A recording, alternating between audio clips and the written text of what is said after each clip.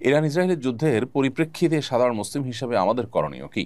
Iran ইসরায়েলের যুদ্ধের প্রেক্ষিতে শুধু নয়, বর্তমান জমানাতে অনেক ঘটনা প্রবাহ আছে, যে ঘটনা প্রবাহে আসলে আমাদের প্রপার কোনো ডিসিশন নেওয়া সবসময় ইজি নয়, বরং ধোঁয়াশায় পরিপূর্ণ এবং ফিতনায় পরিপূর্ণ। কিয়ামতের আগে আসলে ফিতনা এমনভাবে পতিত হবে, ধোঁয়াশা বিভ্রান্তি এমনভাবে ছেয়ে যাবে যে আমরা আসলে সিদ্ধান্তহীনতায় ভুগতে হবে, এবং সঠিক এবং বেঠিক সিদ্ধান্ত বের করে আসা, সঠিক এবং বেঠিক পথ নিরূপণ করা, এটা কঠিন একটা ব্যাপার হয়ে দাঁড়াবে। ইরান ইসরায়েল যুদ্ধের ক্ষেত্রে ব্যাপারটা অত জটিল না হলেও একেবারে সহজও নয়। একদিকে আমরা জানি যে ইরান তারা আমাদের কেবলাকে কেবলা মানে, আমাদের রসুলকে রসুল মানে ইরানের শিয়ারা। অপরদিকে আমরা এও জানি যে শিয়াদের একটা গ্রুপ তারা ইসলাম থেকে খারিজ হওয়ার মতো বিশ্বাস লালন করে। যদিও শিয়াদের মধ্যে আর অনেক গ্রুপ আছে যারা, অনেকেই আছেন যে ইসলাম থেকে খারিজ হওয়ার মতো বিশ্বাস লালন না করলেও ভয়াবহ বিদায়াতে তারা লিপ্ত এবং সুস্পষ্ট বিভ্রান্তি এবং গোমরাহিতে তারা আছে। এ ব্যাপারে সারা বিশ্বের আহলে সুন্নাহ ওলামা ইকরামের কারোরই কোনো দ্বিমত নেই। চার মাযহাবের সমস্ত ওলামা ইকরাম এবং আপনার সমস্ত আইম্মা হাদিস মুহাদ্দিসিন সবাই প্রায় একমত। এটা একটা বাস্তবতা।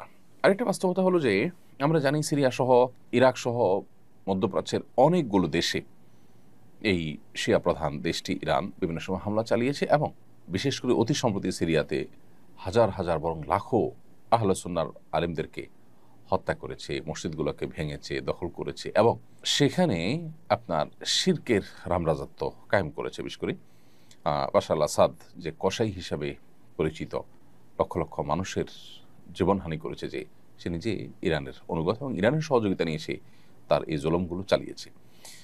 তো এটা একটা বাস্তবতা।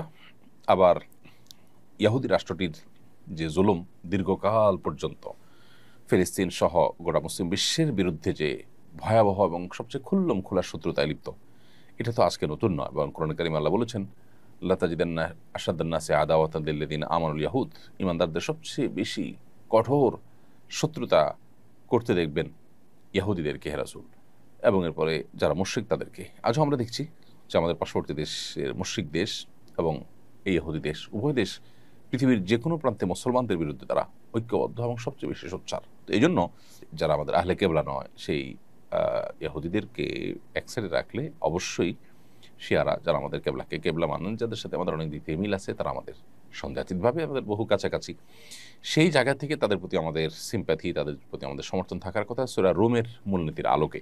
এর পাশাপাশি তারা এই চলমান যে আগ্রাসন, সে আগ্রাসনের মধ্যে তারা মাজলুমের ভূমিকা আছে। সেই জায়গা থেকে আমরা মাজলুমের পক্ষাবলম্বন করাটা, এটা হলো আমাদের জন্য সবসময় কর্তব্য। আমরা কখনো অবস্থাতে কোনো অবস্থাতে জালেমের সহযোগী বা জালেমের সমর্থন, এটা আমরা কোনো অবস্থাতেই করতে পারি না।